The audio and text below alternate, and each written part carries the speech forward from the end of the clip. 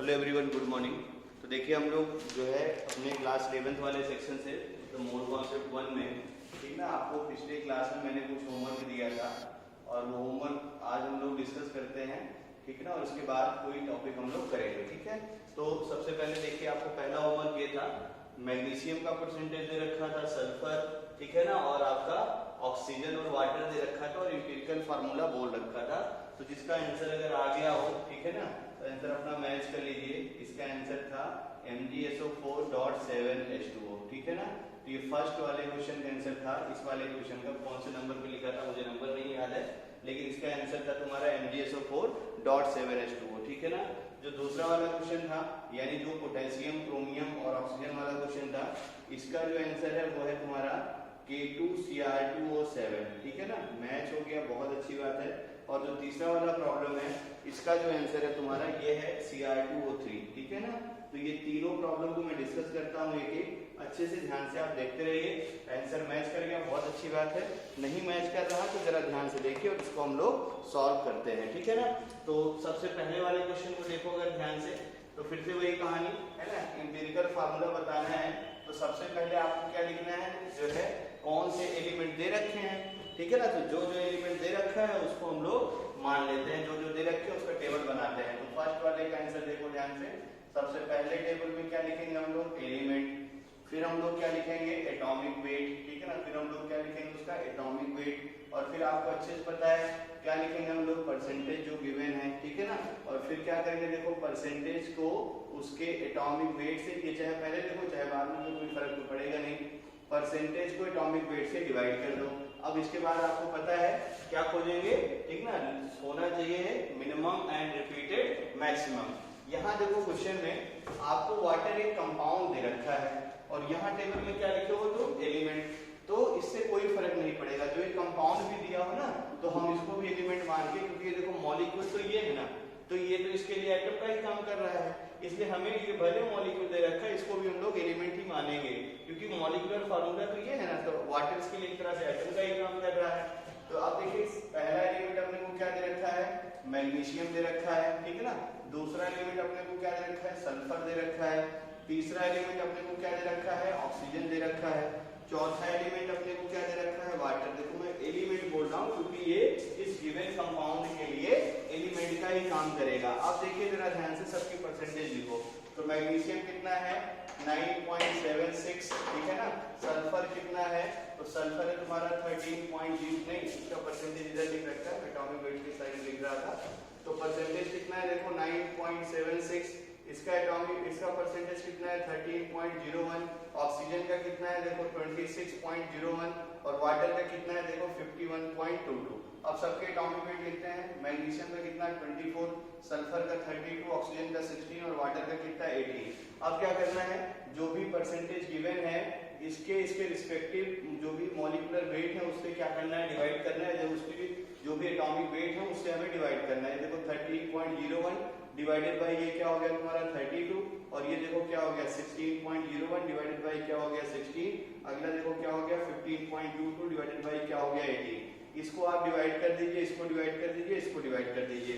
तो जब आप इसको डिवाइड करेंगे, मैं सीधा सीधा डेटा लिख दे रहा हूँ क्योंकि मेरे पास सॉल्यूशन है इसका। तो इसको जब आप डिवाइड करेंगे तो ये आ जाएगा 0.406, ठीक है ना। और जब आप जो है सल्फर वाले को डिवाइड करेंगे तो ये भी एग्जैक्ट आ जाएगा 0.406। आप डिवीजन करके मैच जरूर कर लीजिएगा। और नेक्स्ट आ जाएगा तुम्हारा 1.625। नेक्स्ट आपका डिवीजन करोगे तो 1.625 आ जाएगा।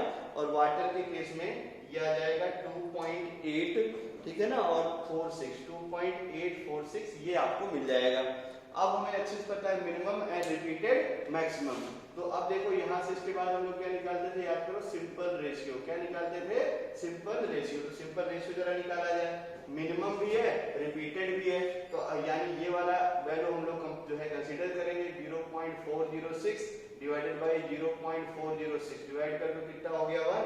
ये भी डायरेक्ट लिख दूंगा, देखो 0.406 डिवाइडेड बाय 0.406 कितना हो गया 1। अब ये देखो कितना हो गया 1.625 डिवाइडेड बाय 0.406। इसको जब डिवाइड करोगे तो ये तुम्हें राउंड ऑफ करके देखना 4 मिल जाएगा, ठीक है ना। ये हो गया तुम्हारा। और फिर इसके बाद जो इसको डिवाइड करोगे यानी 2.846 इसको डिवाइड करोगे 0.406 से, तो ये डेटा आपको मिल जाएगा, ठीक ना। ये डेटा आपको एग्जैक्ट मिल जाएगा 7 करके देख लीजिएगा। तो अब हमारे पास, ठीक है ना, जो भी चीजें हैं उसके अकॉर्डिंग हम लोग जरा एम्पिरिकल फार्मूला लिखते हैं। तो एम्पिरिकल फार्मूले में देखो ध्यान से क्या मिल गया है। अच्छा, अभी ये अगर इंटीजर ना मिलता तो हमें फिर सुटेबल इंटीजर खोज के मल्टीप्लाई करना पड़ता। तो मैग्नीशियम का कितना एलिमेंट है, देखो 1 यानी मैग्नीशियम हो गया, ठीक है ना। फिर देखो ध्यान से, चाहे ऐसे 1 लिखो चाहे ना लिखो। फिर इसके बाद देखो सल्फर है ना, तो सल्फर भी कितना है, देखो 1 है। ऑक्सीजन है इसके पास, कितना है, 4 है। और देखो वाटर मॉलिक्यूल कितना है तुम्हारे पास, तो 7H2O वाटर मॉलिक्यूल है। तो ये 1 लिखना अच्छा नहीं लगता, यानी आंसर क्या हो गया, देखो MgSO4.7H2O। इस कंपाउंड का नाम भी याद आप रखे रहिए, ये ऐसा कंपाउंड है, ठीक ना, मतलब ये इप्सम सॉल्ट है। कैसा सॉल्ट है, ठीक ना, ये है तुम्हारा इप्सम सॉल्ट, ठीक ना। ये सब धीरे धीरे आप जो है देखते चले जाएंगे, ठीक ना। तो हम लोग देखेंगे, सब आगे देखा जाएगा क्या क्या नाम रहते हैं एस ब्लॉक जब पढ़ेंगे तब, ठीक है ना। तो ये ध्यान में आप रखे रहिएगा, ठीक है। तो ये हो गया तुम्हारा देखो फर्स्ट वाले क्वेश्चन का सोल्यूशन, ठीक है।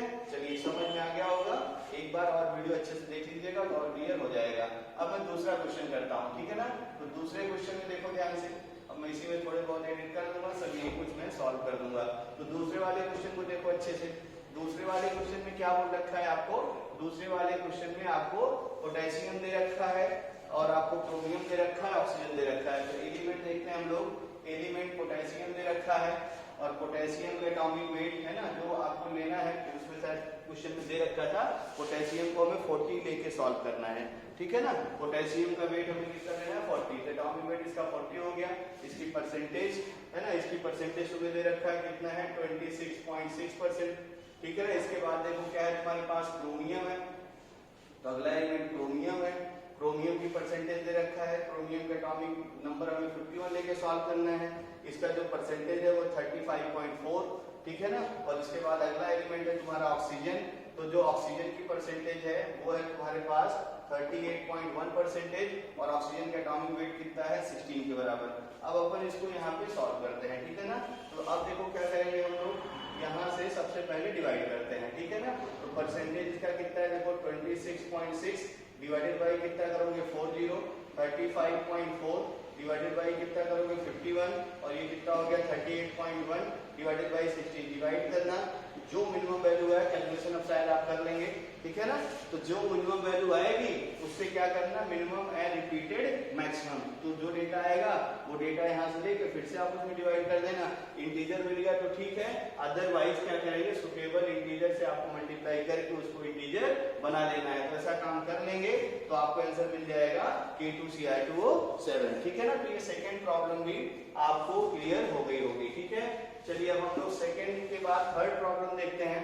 तो थर्ड प्रॉब्लम में देखो आपको क्या करना है, क्रोमियम दे रखा है और क्रोमियम के ऑक्साइड का एम्पिरिकल फार्मूला तुम्हें बताना है, ठीक है ना। तो फिर वही कहानी देखो ध्यान से, आपको एलिमेंट जो दे रखा है टेबल बना लो, चाहे अलग से 2 ही एलिमेंट है तो कोई ऐसा दिक्कत है नहीं। देखिए एलिमेंट है और क्रोमियम है ना। एलिमेंट क्रोमियम है और इसकी परसेंटेज अपने को दे रखी है, इसकी परसेंटेज कितनी है बोलो, 68.4% है। और इसके ऑक्साइड का हमें बताना है एम्पिरिकल फार्मूला, यानी जो रेस्ट एलिमेंट है वो एलिमेंट कौन सा होगा, ऑक्सीजन। इसकी परसेंटेज कैसे लिखेंगे हम लोग, तो परसेंटेज मतलब क्या होता है 100। तो अगर मुझे परसेंटेज ऑक्सीजन लिखना है तो 100 में क्या करेंगे हम लोग, 68.4 को घटा देंगे, ठीक है ना। इसको घटाओगे, घटाने के बाद एक डेटा आएगा और वो क्या हो जाएगी, ऑक्सीजन की परसेंटेज। ये हमेशा याद रखे रहना कॉन्सेप्ट। फिर क्या करना है, देखो सबका एटॉमिक वेट तुम्हें पता है, एटॉमिक वेट पता है तो यहाँ से जब एटॉमिक वेट पता रहेगा तो एटॉमिक वेट 51, ये है 16। अब क्या करेंगे बोलो, सिंपल रेशियो निकालते हैं।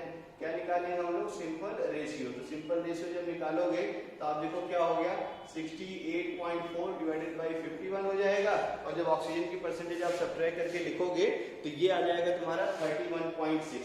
ये कितना आ जाएगा तुम्हारा 31.6, ठीक है ना। तो यहाँ से हम लोग क्या करेंगे, 31.6 और डिवाइडेड बाई 16 कर देंगे। ये भी एक वैल्यू मिल जाएगी, ये भी एक वैल्यू मिल जाएगी, ठीक है ना।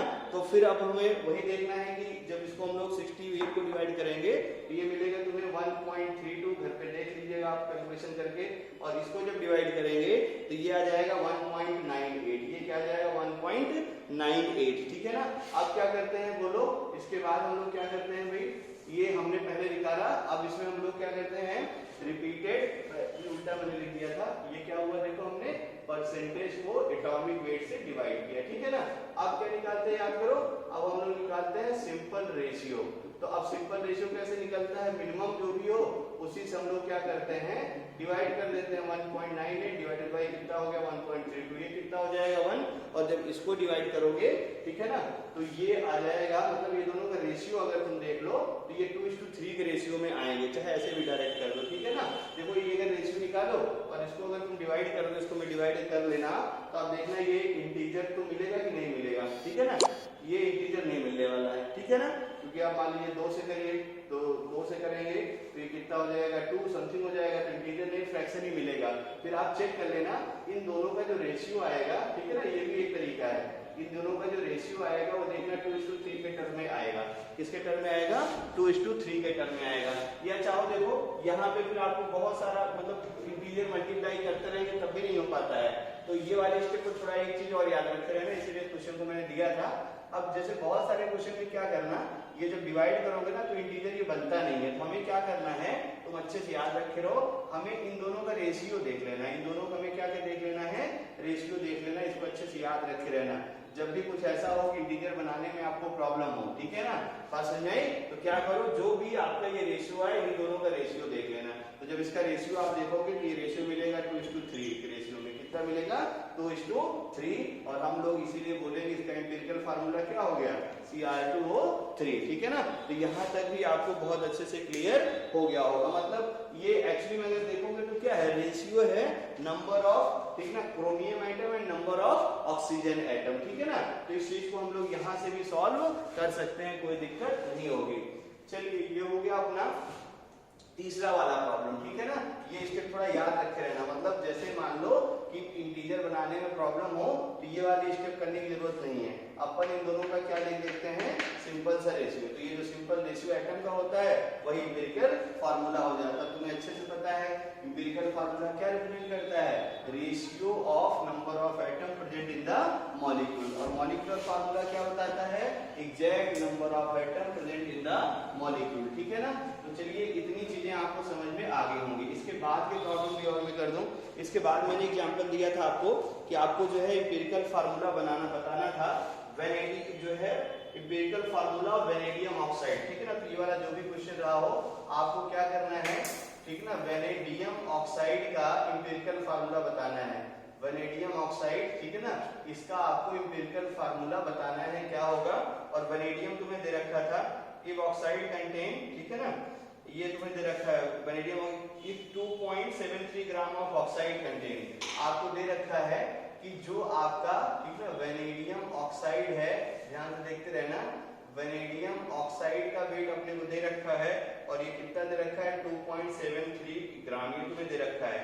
ये ऑक्साइड कंटेन इतना ग्राम मेटल, ठीक ना, इसके पास जो वेनेडियम ऑक्साइड है इसमें ये भी दे रखा है, इसके पास जो वेट है मेटल का, वेट ऑफ मेटल जो दे रखा है वो अपने को दे रखा है 1.53 ग्राम, और आपसे इसका एम्पिरिकल फार्मूला पूछ रखा है। वेनेडियम का एटॉमिक नंबर दे रखा है, वेनेडियम का एटॉमिक नंबर 51 है, और ऑक्सीजन का एटॉमिक नंबर 16 ये तुम्हें दे रखा है। एकदम आसान सा प्रॉब्लम है। देखिए वेनेडियम हमें दे रखा है, ठीक है ना, और वेनेडियम ऑक्साइड का वेट दे रखा है, तो हमें देखो अब एम्पिरिकल फार्मूला बताना है, तो वेनेडियम ऑक्साइड का वेट इतना है, इसमें मेटल, अब मेटल तुम्हें अच्छे से पता है, मेटल ही क्या है तुम्हारा वेनेडियम है। मेटल मतलब क्या हो गया, जो तुम्हारा मेटल है वो कौन सी मेटल है, तो वो मेटल है तुम्हारी वेनेडियम, डी ब्लॉक एलिमेंट है, देखा जाएगा, ठीक है ना। तो वेनेडियम भी तुम्हारा क्या है, मेटल है। तो अब देखो ध्यान से, अगर मैं पूछूं तुमसे कि जरा मास ऑफ ऑक्सीजन बताइए, क्योंकि देखो हमें एम्पिरिकल फार्मूला बताना है तो आपको ये टेबल के बारे में सोचना है, एलिमेंट पता होने चाहिए, एलिमेंट पता होने चाहिए, और एलिमेंट का मास पता होना चाहिए। तभी तो हम लोग बताएंगे। तो एलिमेंट पता रहेगा। अगर देखो परसेंटेज नहीं दे रखा है तो अपन डायरेक्ट मोल से भी कर सकते हैं, कोई दिक्कत नहीं है। तो उसके मोल निकाल के और जो उनका रेशियो होगा वही उसका क्या हो जाएगा, फार्मूला। तो एलिमेंट पता होने चाहिए। तो एलिमेंट्स अगर देखो ध्यान से, तो एलिमेंट हमें अच्छे से पता है कि भाई एलिमेंट एक तो है वेनेडियम और दूसरा क्या है, ऑक्सीजन। तो परसेंटेज नहीं पता है तो इसके मोल हम लोग निकाल लेते हैं। तो मोल ऑफ वेनेडियम कितना हो जाएगा ये पता चल जाए, और कितना मोल ऑफ ऑक्सीजन कितना है ये पता चल जाए। मैंने बोला था ना मोल रेशियो के लिए अलग से मेथड पढ़ाऊंगा, तो ये वही वाला मेथड है जब तुम्हें परसेंटेज ना दिया हो, ठीक है ना। और मोल निकाल के परसेंटेज गिवन भी हो तब भी मोल निकाल के कर सकते हैं, क्योंकि उससे भी कोई दिक्कत नहीं होती है। तो मोल ऑफ ऑक्सीजन इसमें निकाल लो। अब मोल ऑफ ऑक्सीजन जैसे निकालोगे तो हमें ये पता होना चाहिए कि वेट ऑफ ऑक्सीजन इस कंपाउंड में है कितना। वेट ऑफ ऑक्सीजन और डिवाइडेड बाय ऑक्सीजन का मोलर मास कितना हो जाएगा तुम्हारा, ठीक ना। ऑक्सीजन का मोलर मास होगा 32, लेकिन एक्चुअली में एम्पिरिकल फार्मूला बताना है तो हम लोग किससे डिवाइड करेंगे, gram atomic mass of oxygen. इसको याद रखे रहना। यहाँ अक्सर गलती करते हैं बच्चे, यहाँ आप 32 से डिवाइड नहीं करेंगे, यहाँ आप किससे डिवाइड करेंगे, 16 से, क्योंकि हम लोग एम्पिरिकल फार्मूला पढ़ रहे हैं। तो अब यहाँ से हम लोग क्वेश्चन से जरा वेट ऑफ ऑक्सीजन निकाल लिया जाए। तो वेट ऑफ ऑक्सीजन कितना हो जाएगा, मास ऑफ वेनेडियम ऑक्साइड, मतलब जितना ऑक्साइड का मास है, और माइनस मास ऑफ वेनेडियम यानी 1.53 ग्राम। अब इसको जब सब्ट्रैक्ट कर देंगे तो आपको मास ऑफ ऑक्सीजन मिल जाएगा, और जो मास ऑफ ऑक्सीजन मिलेगा वो मिलेगा तुम्हें 1.20 ग्राम, ठीक ना। तो ये मास ऑफ ऑक्सीजन देखो मिल गया। तो अब सबके मोल पता चल गए। ये देखो क्या हो गया, 1.20 डिवाइडेड बाय 16।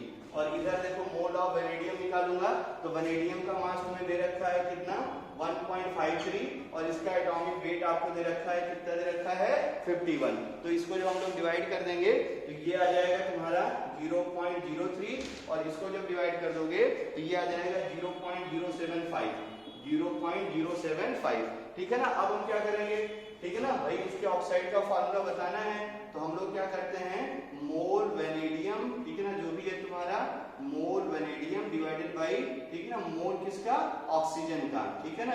तो इनके दोनों एटम के मोल का रेशियो निकाल लेते हैं, उसी को एम्पिरिकल फार्मूला बता देंगे। तो ये वेनेडियम का मोल कितना 0.03 और ऑक्सीजन का मोल कितना देखो 0.75, ठीक है ना। सॉल्व कर लीजिए इसको तो आप देखेंगे इसका रेशियो कितना आ जाएगा 2:5। कितना रेशियो आ जाएगा तुम्हारा 2:5 करके देख लीजिएगा, ठीक है ना। तो यानी इसका फार्मूला क्या हो गया, वेनेडियम के 2 एटम, ऑक्सीजन के 5 एटम। तो एम्पिरिकल फार्मूला क्या हो गया, वेनेडियम पेंटा ऑक्साइड, इसका नाम है V2O5, ठीक है ना। तो वेनेडियम पेंटा ऑक्साइड, ये वाला आपका क्वेश्चन भी समझ में आपको आ गया होगा, ठीक है। ये हो गए अपने नेक्स्ट प्रॉब्लम जो भी नंबर का रहा हो, ठीक ना। एक प्रॉब्लम ये अच्छा क्वेश्चन है, ठीक ना, अच्छे से याद रखते रहना इस वाले मेथड को। अगला देखिए ध्यान से, एक क्वेश्चन और मैंने दिया था और उसमें आपको शायद मोल का रेशियो दे रखा था कि इनके वेट के रेशियो या मोल के रेशियो इतने इतने हैं, और बताइए जरा एम्पिरिकल फार्मूला क्या होगा, ठीक है ना। तो ये क्वेश्चन देखो, इसको भी रिपीट कर दिया जाए। Find the empirical formula of substance which composition includes hydrogen, carbon, जिस ऑर्डर में दे रखा है ऑक्सीजन एंड नाइट्रोजन। ये आपको दे रखा है इतने एलिमेंट हैं, और तुम्हें दे रखा है कि ये एलिमेंट का जो मास रेशियो है, ठीक ना, इस एलिमेंट का जो मास रेशियो है वो 1:3:4 और 1:2 कितना है 7। ये तुम्हें दे रखा है, और तुम्हें क्या करना है, इस कंपाउंड का, ठीक है ना, तुम्हें बताना है कि भाई इसका एम्पिरिकल फार्मूला कितना हो जाएगा, ठीक है ना। तो हम लोग बस इसी से काम बना लेंगे। भाई जो हाइड्रोजन का मास है 1 है, तो कार्बन का मास हाइड्रोजन के मास का 3 गुना, और ऑक्सीजन का मास हाइड्रोजन के मास का कितना 4 गुना, रेशियो ऐसे ना आएगा। और नाइट्रोजन का मास हाइड्रोजन के मास का कितना हो गया 7 टाइम्स, ठीक है ना। तो हम लोग बस यहीं से निकालना शुरू कर देते हैं, ठीक है ना। तो कैसे कैसे मोल निकालेंगे ये आप जरा ध्यान से देखते रहिए। तो हम लोग मान लेते हैं मोल किसे निकालते हैं, मोल हाइड्रोजन का। तो हाइड्रोजन का मोल देखो वेट 1 माना, एटॉमिक वेट भी 1, मोल कितना हो गया 1।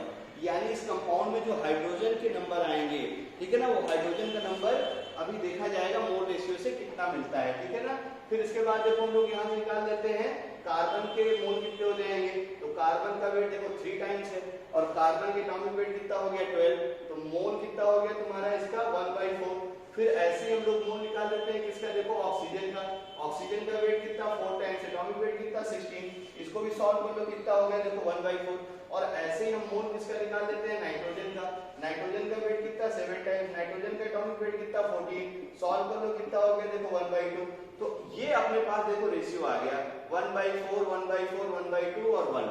अब हम लोग क्या करेंगे, इसका एलसीएम ले लेंगे और जो भी एलसीएम आएगा, ठीक है ना, मतलब इसको रेशियो के फॉर्म में निकाला जाए तो आप देखिए क्या हो गया रेशियो अगर मैं निकालूं, क्योंकि इंपिरिकल फार्मूला यही ना है, इनका मोल का रेशियो जो भी आएगा वही क्या हो जाएगा तुम्हारा इंपिरिकल फार्मूला। तो इसको सॉल्व किया जाए तो हाइड्रोजन के मोल है 1, ठीक है ना, कार्बन के मोल है 1/4, ठीक ना, ऑक्सीजन के मोल है 1/4 और जो है नाइट्रोजन का मोल कितना है, नाइट्रोजन का मोल है 1/2। तो आपको पता है कैसे करते हैं, इसका एलसीएम लेते हैं, एलसीएम क्या हो जाएगा 4 और 4 से सबको मल्टीप्लाई कर देंगे, यानी इसका जो सिंपल रेशियो आएगा वो क्या आ जाएगा 4:1:1 और 2 क्या हो जाएगा 2, ठीक है ना। तो यानी इसका जो इंपिरिकल फार्मूला है वो आपको मिल गया। बताइए हाइड्रोजन कितना है 4, कार्बन कितना 1, ऑक्सीजन कितना 1, नाइट्रोजन कितना 2, ठीक है ना। तो ये है तुम्हारा इस कंपाउंड का इंपिरिकल फार्मूला, ठीक है ना। तो अच्छे से आपका शायद ये भी आंसर मैच हो गया होगा। तो जिसके सारे आंसर मैच हो गए